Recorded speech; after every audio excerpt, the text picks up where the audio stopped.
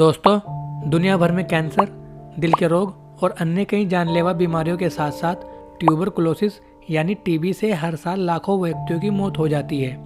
India के लिए भी यह बीमारी गंभीर चिंता का कारण बनी हुई है। आंकड़ों के मुताबिक हर साल देश में टीबी 2.25 लाख से ज़्यादा व्यक्तियों की जान ले लेती है। केंद्रीय स्वास्थ्य मंत्रालय द्वारा जारी की गई रिपोर्ट के मुताबिक साल 2020 में टीबी के मरीजों की संख्या 16,28,000 थी।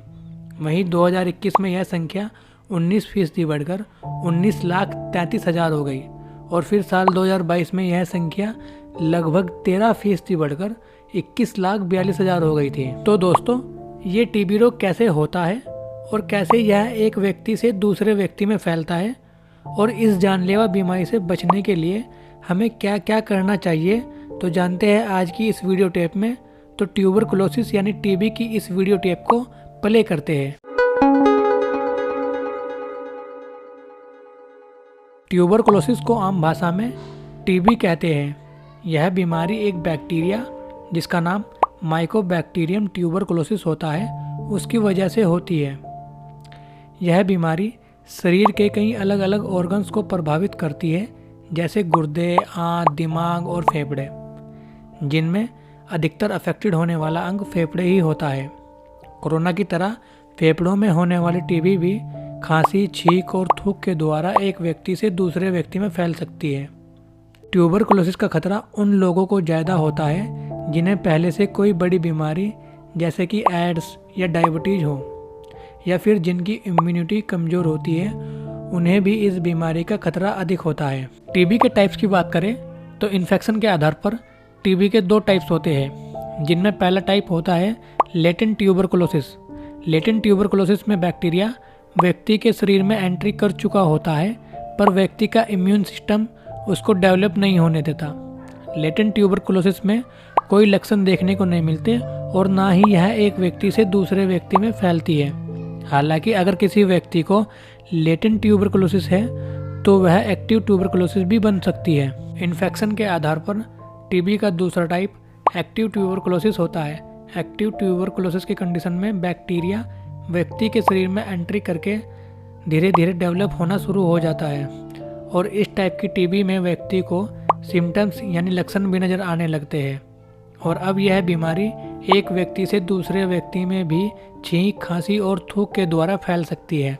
और अगर शरीर के ऑर्गन्स को अफेक्ट करने के आधार पर टीबी के टाइप्स की बात करें तो इसमें भी टीबी 2 टाइप्स की होती है, जिसमें पहली होती है पल्मोनरी ट्यूबरकुलोसिस और दूसरी एक्स्ट्रा पल्मोनरी ट्यूबरकुलोसिस। इसमें टीबी के पहले टाइप पल्मोनरी टीबी के बारे में बात करें तो पल्मोनरी टीबी में बैक्टीरिया फेफड़ों को अफेक्ट करता है और यह अधिकतर बच्चों और वृद्ध व्यक्तियों में देखने को मिलती है। और इसमें दूसरे टाइप की टीबी एक्स्ट्रा पल्मोनरी टीबी की बात करें तो एक्स्ट्रा पल्मोनरी टीबी में बैक्टीरिया फेफड़ों से अलग बॉडी ऑर्गन को अफेक्ट करता है, जैसे कि हड्डियाँ, किडनी, लिम्फ नोड, आंत, रीढ़ की हड्डी, दिमाग, लीवर, दिल, यूरिनरी ब्लैडर, रिप्रोडक्टिव ऑर्गन।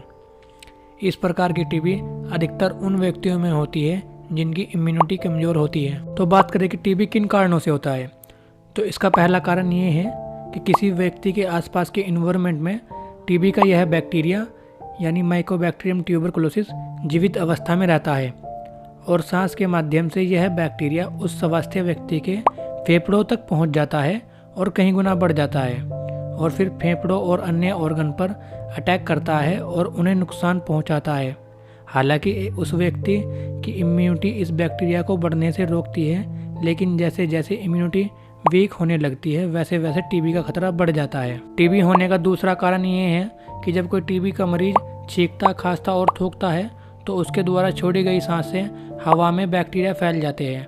यह बैक्टीरिया कई घंटों तक हवा में जीवित अवस्था में रहते हैं और किसी भी स्वास्थ्य व्यक्ति को आसानी से अपना शिकार बना सकते हैं और फिर उस व्यक्ति को टीबी हो सकती है। तो अब बात करें टीबी के सिम्टम्स यानी लक्षणों की, तो जिस व्यक्ति को टीबी हो जाती है उसमें कई लक्षण देखने को मिलते हैं, जैसे उस व्यक्ति को 3 सप्ताह से अधिक समय तक खांसी होती है, उसका सांस फूलने लगता है, सांस लेने में तकलीफ होती है, शाम के समय बुखार हो जाता है, सीने में तेज दर्द होता है, अचानक से उसका वजन कम हो जाता है, भूख में कमी आने लगती है, फेफड़ों में इन्फेक्शन होने लगता है, लगातार उसको खांसी होती है, हर वक्त थकान महसूस करता है और उसको रात में पसीना आने लगता है। आमतौर पर टीबी फेफड़ों को अफेक्ट करती है, लेकिन यह बॉडी के दूसरे ऑर्गन जैसे हड्डियाँ, किडनी, लिम्फ नोड, आंत, रीढ़ की हड्डी, दिल, दिमाग, लीवर, यूरिनरी ब्लैडर और रिप्रोडक्टिव ऑर्गन को भी अफेक्ट कर सकती है।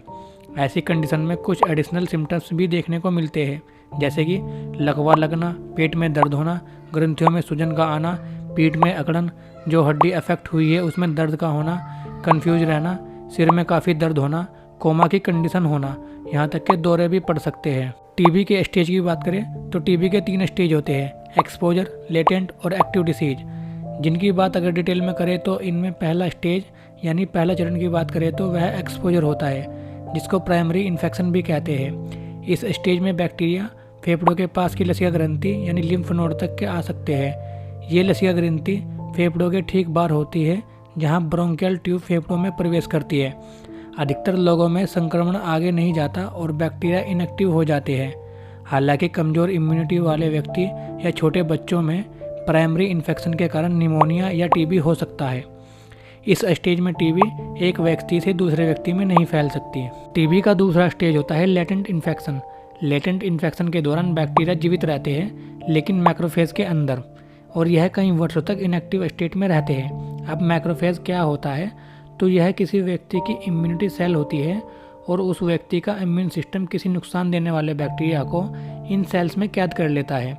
ऐसे ही माइकोबैक्टीरियम ट्यूबरकुलोसिस, जो कि टीबी का बैक्टीरिया है, वो भी इन सेल्स में कैद हो जाता है और इनएक्टिव स्टेट में आ जाता है, जिससे यह आगे नहीं बढ़ता और कोई लक्षण भी पैदा नहीं करता और अधिकतर मामलों में किसी समस्या का कारण नहीं बनता।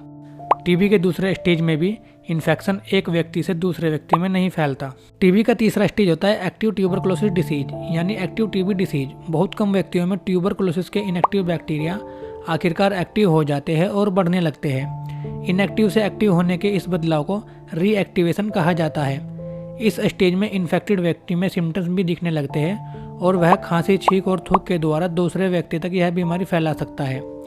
आमतौर पर यह रीएक्टिवेशन की संभावना उन व्यक्तियों में बढ़ जाती है जिनकी इम्यूनिटी वीक होती है, जो HIV से इन्फेक्टेड होते हैं, जिनको डायबिटीज़ है, जिनको सीवियर किडनी प्रॉब्लम हो, जो तंबाकू का सेवन करते हैं, जो इम्यून सिस्टम पर दबाव बनाने वाली दवाई जैसे कॉर्टिकोस्टेरॉइड का उपयोग करते हैं, या फिर जिनकी उम्र बहुत ज़्यादा हो जाती है। और ऐसे व्यक्तियों के लिए टीबी जानलेवा भी हो सकती है। किसी व्यक्ति में टीबी है कि नहीं है, यह जानने के लिए उससे कुछ टेस्ट कराए जाते हैं, जैसे chest x-ray, sputum test, blood test या फिर स्किन टेस्ट।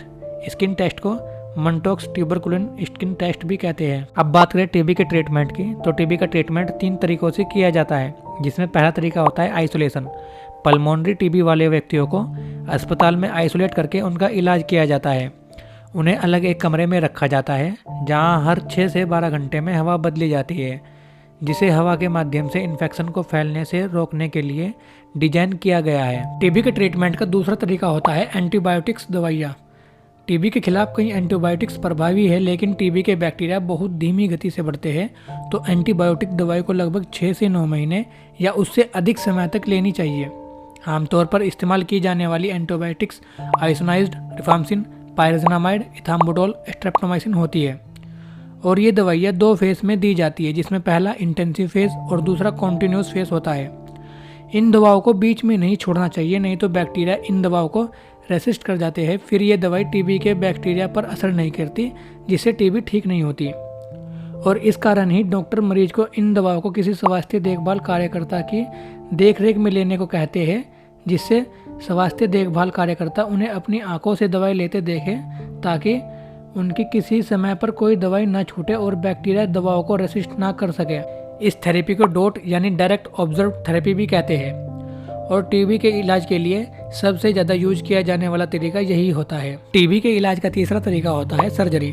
टीबी के इलाज का यह तरीका बहुत ही कम यूज किया जाता है, क्योंकि टीबी के मरीज की सर्जरी कुछ ही कंडीशंस में की जाती है, जैसे जब बैक्टीरिया सभी टीबी की दवाओं को रेसिस्ट कर जाता है, या टीबी के मरीज को ऐसी खांसी हो जाए जिससे लगातार खून आ रहा हो, या फिर सांस की नली ब्लॉक हो गई हो, या फिर टीबी की वजह से शरीर में मवाद बन गई हो, तो उसे बाहर निकालने के लिए भी सर्जरी की जाती है। अब बात करें टीबी से बचाव की, तो अनेक कारणों की वजह से टीबी का इन्फेक्शन होता है। हालांकि कुछ कार्य ध्यानपूर्वक करने से टीबी के खतरे को कम करके इससे बचा जा सकता है। टीबी से बचने के लिए आप कुछ पॉइंट पर ध्यान दें, जैसे समय समय पर टीबी से बचाव के लिए टीकाकरण कराएं। टीकाकरण पर हमने एक डिटेल में वीडियो बनाई हुई है, जिसका लिंक आपको आई बटन और डिस्क्रिप्शन में मिल जाएगा। 2 हफ्ते से अधिक समय तक खांसी रहने पर तुरंत डॉक्टर से सलाह लें। अगर किसी व्यक्ति को टीबी हो गई हो तो उसके पास ना जाए, और अगर जाए तो मास्क जरूर लगा कर जाए। और जिस व्यक्ति को टीबी हुई हो उसको हर समय मास्क लगाकर रखना चाहिए। टीबी के मरीज के बिस्तर, रुमाल या तौलिया आदि का इस्तेमाल ना करें। अगर आपके आसपास कोई खांस रहा है तो अपने मुंह को रुमाल से ढक ले और वहां से दूर हट जाए। अगर आप टीबी के मरीज से मिलने जाएं तो वापस आकर हाथ और मुंह अच्छे से धोएं और कुल्ला करें। विटामिन्स, मिनरल्स और कैल्शियम और फाइबर से भरपूर खाने की चीज़ों का सेवन करें। ये खाने की चीज़ें आपकी इम्यूनिटी को बूस्ट करेगी, जिससे आपको टीबी होने का खतरा कम हो जाएगा। तो आज के लिए सिर्फ इतना ही। मिलते हैं आपसे अगली वीडियो में, तब तक के लिए अलविदा।